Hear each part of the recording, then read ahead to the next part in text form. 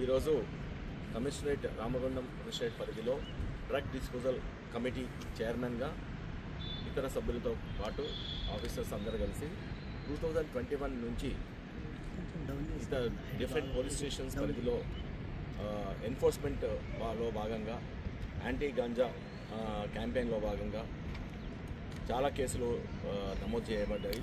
ఆ కేసులలో ఇంత గాంజాను పట్టుకోవడం జరిగింది. ఈ గాంజానంతా అన్ని కేసుల్లో ఉన్న గాంజానంతా కోర్టు పర్మిషన్ తీసుకొని ఈరోజు దాని డిస్పోజల్ కమిటీ డిస్పోజల్ కోసము నిర్ణయించింది.